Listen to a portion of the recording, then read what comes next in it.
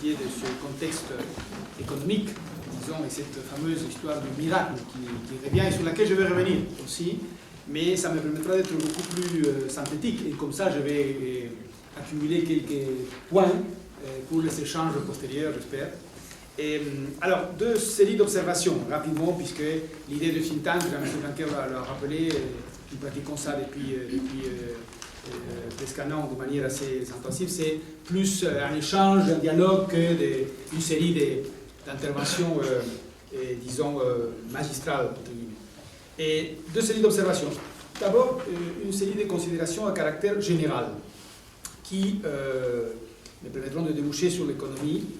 Et ces considérations à caractère général, c'est que, et ça interpelle non seulement les économistes, mais l'ensemble, n'est-ce pas, des analystes, des observateurs, des gens qui s'occupent des sciences sociales, des spécialistes, disons, de ces questions-là, c'est que, comme ça ne pouvait pas en être autrement, disons, ce type de mouvement, l'ensemble des manifestations que nous connaissons depuis quelques semaines, arrive généralement par surprise.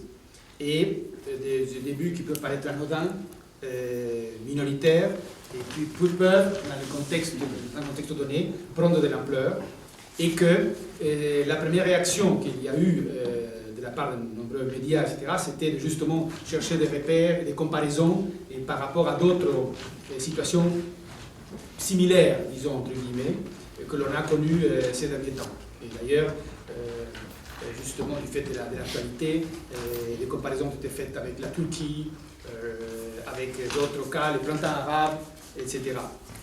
Je crois qu'il y a sans doute une problématique générale dans le monde émergent, d'émergence justement de la société civile, mais que, bien évidemment, les spécificités de chaque pays, de chaque cas, sont nombreuses, et bien évidemment, ça n'a rien à voir, je dirais même pour provoquer pour la discussion, avec les mouvements de protestation des indignados que l'on connaît dans les pays de l'Europe, notamment du Sud, où justement il est question justement de recul sur pas mal d'acquis sociaux, etc. Alors que dans le cas du Brésil, on vient d'une période plutôt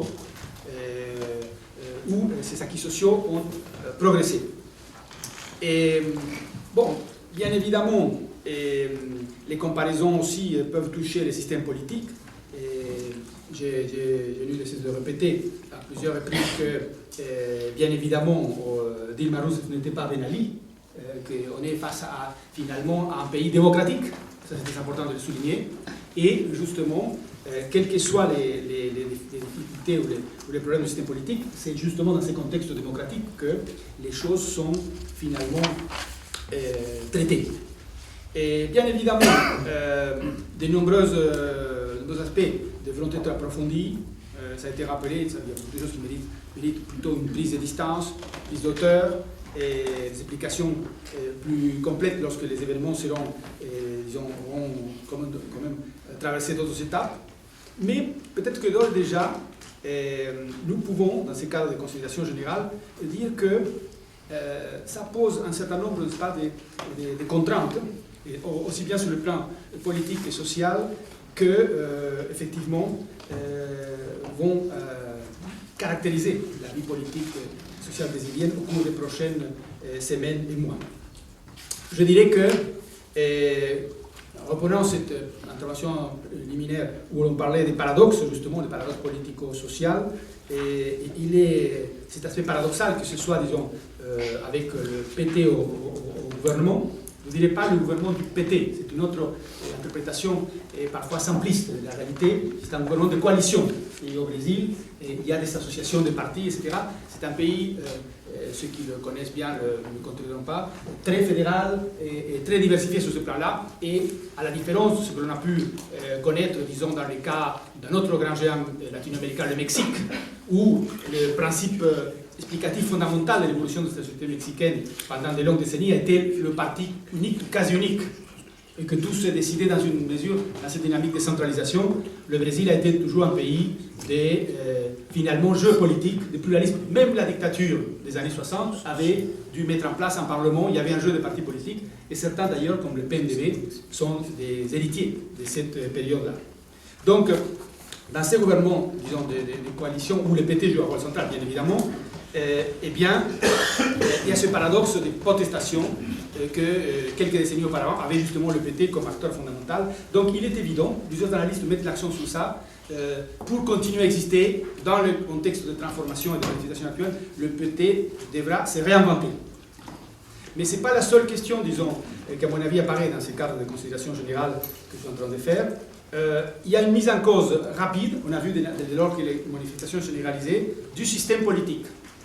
Corruption, lenteur, d'ailleurs, un des aspects que l'on pourrait considérer anecdotique, mais qui finalement ne l'est pas vraiment, et que justement les protestations contre la Coupe du Monde, la Coupe des Confédérations, sont parfois atténuées avec la nuance d'un pays de football, où l'on dit on dépense beaucoup trop d'argent dans ces choses-là, alors qu'il manque des infrastructures au niveau de la santé, de l'éducation, etc.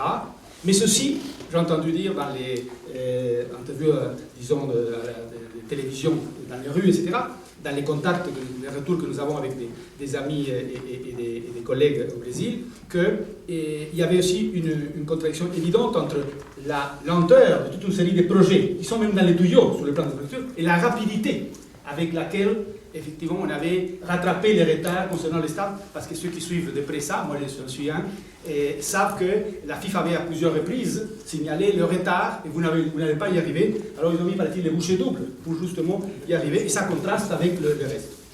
Donc, une mise en cause du système politique qui ne traite pas bien la demande sociale, alors que ces demandes sociales ont augmenté fortement au cours de ces dernières années, du fait de la croissance économique et de deux autres choses que je vais dire à ces sujets. Alors, pour justement faire face à cette situation, on a dit, si le PT veut continuer à exister, il doit se réinventer, le système politique doit se renouveler. C'est évident, d'ores et déjà, et la question c'est de savoir comment. Et là, bon, l'ami Desgrandes m'a fait la fleur de me citer sur une des choses que j'ai dites récemment et dans les échos d'aujourd'hui. La question qui se pose, c'est justement que le gouvernement Dilma Rousseff doit répondre aux attentes, mais doit trouver la bonne mesure pour ne pas être dans une situation de totale faiblesse par rapport à cette manifestation-là. Et en même temps, devra composer avec, justement, les autres ingrédients du système politique, des coalitions où d'autres forces s'expriment et qui, parfois, n'ont pas beaucoup d'intérêt à, justement, mener à bien des réformes qui pourraient se révéler contradictoires avec ces intérêts. Mais ce n'est pas tout.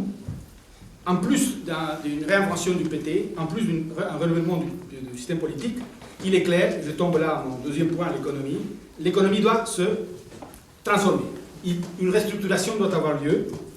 Et le problème, justement, c'est que ces restructurations-là vont prendre du temps, alors qu'on est dans le temps politique des conflits que nous avons suivis ces derniers jours et qui ont l'air de vouloir continuer, puisqu'une grève générale, vous le savez, a été convoquée, etc., pour le mois de juillet.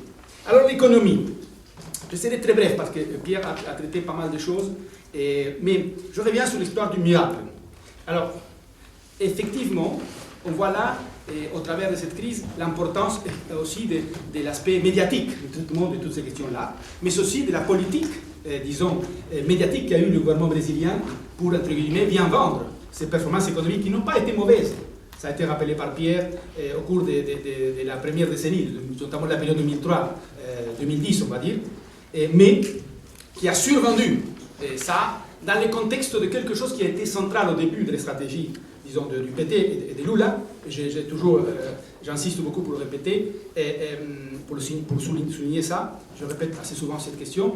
Le premier acte du gouvernement Lula a été, bien sûr, lancer ces politiques sociales dont tout le monde a parlé, bourse famille, etc., mais aussi mettre en place un choc de crédibilité vis-à-vis des marchés, alors que le Brésil venait de la crise de 99, la crise monétaire de 99, la rechute de 2002, et dans un contexte régional qui était très bouleversé par la grande crise argentine de 2001. Choc de crédibilité qui avait été, s'était traduit par des choses simples. Un exemple, le Fonds monétaire international avec lequel, on a tendance à oublier ça, le Brésil et d'autres pays avaient des accords très contraignants à l'époque, demandait un excédent primaire de 3,75% du PIB, et le Brésil de Lula, arrivant aux commandes en 2003, dit pas 3,75, 85. Et vous allez voir, nous allons être plus rigoureux que... Or, ce choc de crédibilité a eu du succès, c'est-à-dire Le Brésil, d'ailleurs, ce n'était pas évident. Ça semblait la quadrature du cercle, disons, a pu, grâce à un environnement international favorable, grâce à toute une série de raisons, a pu mener de front cette politique plus ambitieuse sur le plan social, qui finalement ne coûtait pas beaucoup plus que ce que le Brésil était en train de dépenser déjà, et en même temps mettre en place, disons, une politique de ce choc de crédibilité. Alors, dans ce cadre-là, bon, est-ce qu'il y a eu un miracle véritablement? Les questions des journalistes souvent commençaient par là, et moi je répondais, le miracle, c'est la fin du miracle. Oui, oui, la fin c'est depuis les années 60, c'est la fin du miracle. Le miracle brésilien, c'est celui-ci. C'est les années 50-60, l'industrialisation, la migration de la campagne vers les villes, un peu la Chine des dernières années. Cette migration du nord-est vers le centre industriel de São Paulo, dans laquelle est venu Lula d'ailleurs, avec sa mère, etc. Et c'est cela qui était le miracle brésilien. Les taux de croissance de 8, 7, 8, 9%. Qu'est-ce qui s'est passé dans la période récente? En réalité, dans la période récente, ce qui s'est passé, c'est que le Brésil, dans les années 2003-2008, par exemple, a doublé les taux de croissance qu'il avait dans la décennie précédente. La décennie perdue des années 80, crise de dette, etc., pour tous les pays latino-américains, le Brésil a eu une croissance de 1,4% en moyenne annuelle de son PIB. C'est-à-dire, pas de croissance de revenus par habitant. Dans les années 91-2002, 2,4%, donc une légère croissance de revenus par habitant, faiblard, très faiblard. Or, en 2003-2008, c'est 4,2, 4,3% en moyenne annuelle. C'est le double pratiquement de ce qu'il y avait dans la période précédente, mais évidemment, c'est un changement de taille. Mais ce n'est pas tout. L'idée du miracle, je reprends ce qui a été dit, c'est très important de rappeler ça, c'est que à la suite de chocs défavorables engendrés par la crise économique internationale qui éclate en 2007 aux États-Unis, subprime, etc., et qui s'aggrave avec la faillite de Lehman Brothers, le Brésil résiste très bien, moins 0,3% de légère récession, et surtout le grand rebond de 2010. 7,5%, on se dit, tiens, voilà, taux de croissance. Or, ceci ne suffit pas pour dire que c'était un mythe, me semble-t-il. Non, pas non plus pour dire que ce n'était pas un miracle, c'était un mirage, mais pour dire, voilà, c'était une croissance plus qu'honorable, mais c'est là où je voulais en venir, qui a été soutenue surtout par un fort dynamisme de la demande. Du côté de la demande, et c'est tout à l'honneur, n'est-ce pas, des politiques appliquées par le gouvernement Lula, qui a justement favorisé un rattrapage social, une récomposition sociale. Je ne citerai pas les chiffres d'augmentation des classes moyennes, des hautes salaires minimums, des politiques sociales qui ont intégré dans la demande globale, justement, à des secteurs qui étaient exclus. On pourrait donner 10 000 exemples et anecdotes. Mais si vous parlez, par exemple, avec les secteurs de l'assurance au Brésil, ils vont vous dire: nous avons fait des grandes affaires pendant cette période-là parce que, justement, ce secteur de l'assurance n'existait pas pour des millions de Brésiliens qui ne savaient même pas qu'on pouvait s'assurer par rapport à certains risques et qui sont devenus des clients de notre secteur. Donc, notre croissance, si la croissance de l'économie a été de 4,5%, a été du double, du triple, disons, pour ce secteur-là. Donc, il y a eu une explosion de la demande, sans contrainte extérieure, ça a été déjà dit, parce que, justement, au même moment, les termes de l'échange ont évolué très favorablement grâce à la demande chinoise et des matières premières, avec ces risques de reprimarisation. Mais le problème, c'est que, justement, il y a un problème du côté de l'offre. Une restructuration de l'offre qui est par là où devrait aller l'économie. Donc, par certains côtés, les critiques qui ont été faites ces dernières années, ces derniers temps, au gouvernement brésilien, c'est-à-dire qu'il avait en quelque sorte montré une grande autosatisfaction grâce aux résultats obtenus et qu'il n'y avait plus de réformes structurelles de l'économie, elle est valable, sauf qu'après il faut discuter quelles sont les bonnes réformes qu'il faut. Et c'est peut-être pas seulement en modifiant telle ou telle chose sur le marché du travail, il y a peut-être beaucoup à faire justement sur ces plans pour lesquels les évolutions sont à long terme, les résultats sont à long terme, infrastructure, capital humain, taux d'investissement. Et j'ajoute un élément qui effectivement n'a pas été mentionné par Pierre, et le taux d'investissement brésilien, malgré cette évolution favorable des années de la première décennie de ce siècle, a été extrêmement faible. Difficulté pour arriver à 20% par rapport au PIB, avec un taux d'épargne domestique qui est 2,5 à 3 points plus faible, ce qui fait un déficit courant gérable de 2,5 à 3% du PIB, mais bon, qui dépend justement de l'environnement international de toute façon pour continuer à progresser. Et avec ces taux de croissance, je termine là, effectivement, la situation n'est pas joyeuse en termes de croissance potentielle. Le Brésil ne peut pas, même pas avoir l'idée de pouvoir avoir un taux de croissance potentielle. C'est quoi 4,5% qu'il avait dans la décennie passée. Des calculs très, très précis montrent qu'avec un taux d'investissement inférieur à 20%, la croissance potentielle est autour de 3. Et pour arriver à une croissance potentielle de 3,5, 4 et 4 et quelques, il faut aller vers 22, 23, 25% de taux d'investissement sur le PIB. Donc, voilà un problème important. Il faut faire cette restructuration de l'économie et un problème conjoncturel particulier.